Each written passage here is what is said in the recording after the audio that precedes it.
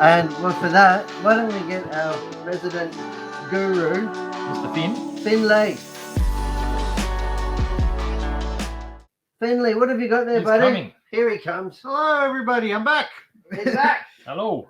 And today I decided we're going to talk about a new locomotive we've gotten into Hearns Hobbies. What have you got there, mate? Which camera we go? I can never figure it out. No, that's right.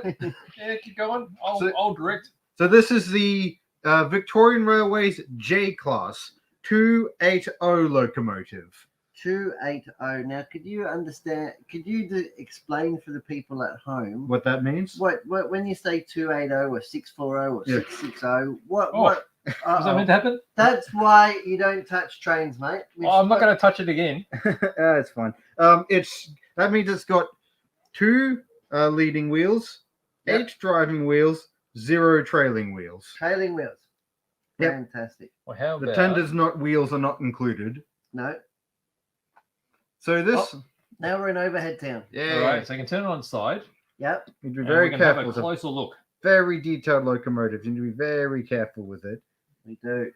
So this particular one is J500, which And is who makes this model? this is made by Ixion models. Ixion. Yes, That's fantastic. this one is non-DCC fitted, non-sound fitted, and not DCC ready. So it is just a flat out DC train. Yes, you Yep. could DCC fit it, but it would require hard wiring some of it in.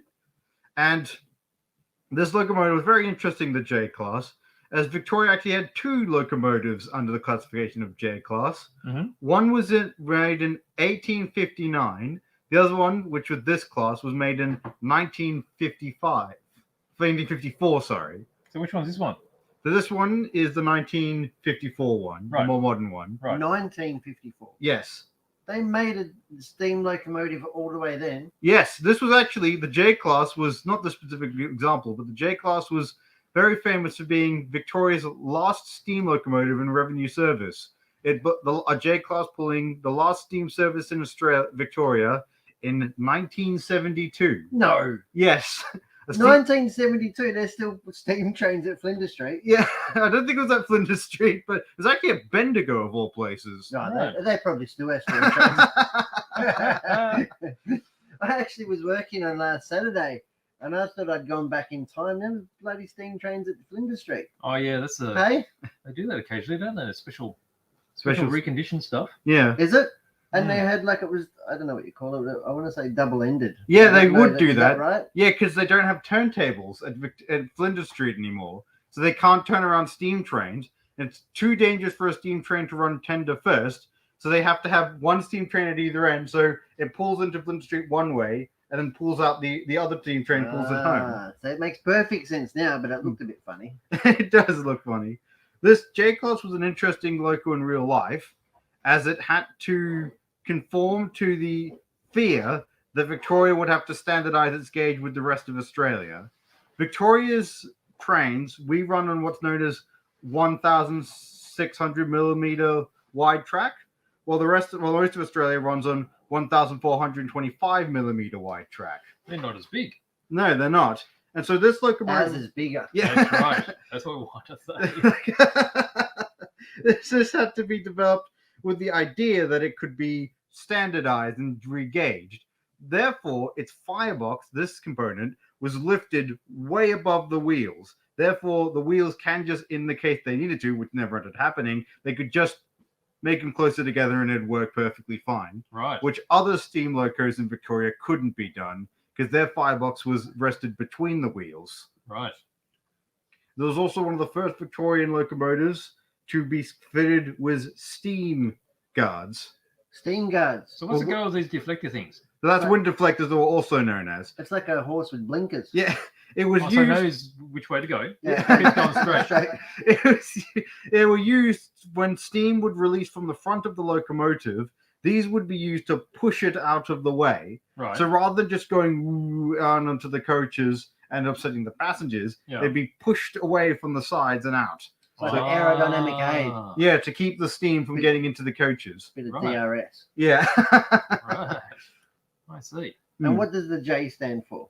That was just the class classification. I'm not sure if it had much meaning. They were developed as it was probably because it was a developer as a continuation to the K class. That would make sense. Yeah, because this was designed, because the K class and this were mostly the same, but the K class's firebox was between the wheels and therefore couldn't be regauged in case they needed to. So they stopped at J. So J was the last ever steam train in Melbourne. Last steam train built in Victoria, in Melbourne, all across Victoria. The J's were the last ones. And you can still catch it from Bendigo, did you say? Well, maybe. Getting around up there. There is a preserved example, I believe, on the Goldfields Railway. So if you wanted to, you can still ride one of these.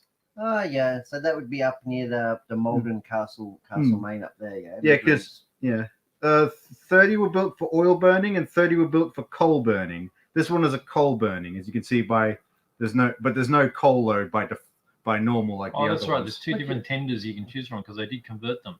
No, actually, they weren't converted. Oh, they were just built one or the other. 30 were built for oil and 30 were built for coal because they didn't know which one was better. Yeah, they burnt because you could it's just they needed a fire for the firebox, so some were used oil instead of coal. So instead of shoveling coal into a How fire, do you shovel oil? Yeah, it's crude oil. It's thick. it was a tap. You literally just tapped it. You just poked it into the firebox. Really?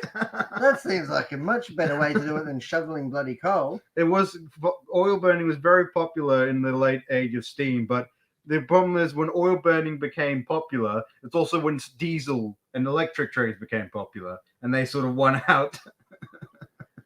So this has got that I don't know what you call this plug. Oh, that's because this has tender pickups.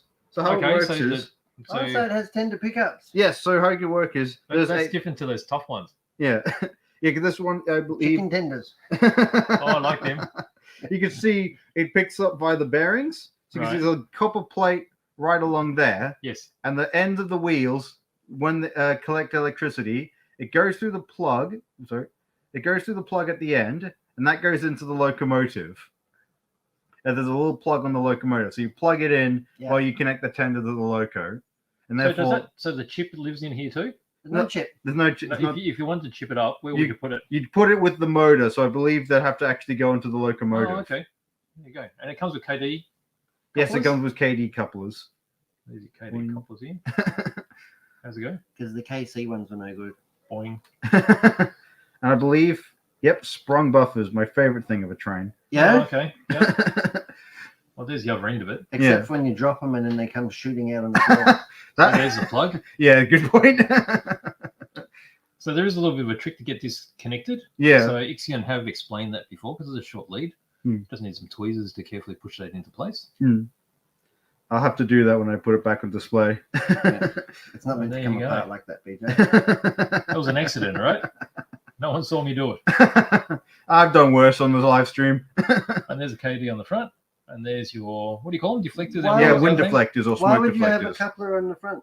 No, these were also used for shunting duties in the end of their lives. Really? Yeah. You've been shunted a few times, haven't you? So they had, and it was also, so it would also be needed in case they needed to be pulled in case they broke down or something. That'd be more typical. Wow, how do you know that? Very nice. Okay, so this is the second time we've had the J classes. The first lot sold out very quickly. When was that? Oh, it feels like 18 months ago. 1948. Because I remember we first saw the prototypes of these like 3 years ago. And we actually got video on YouTube of the prototype.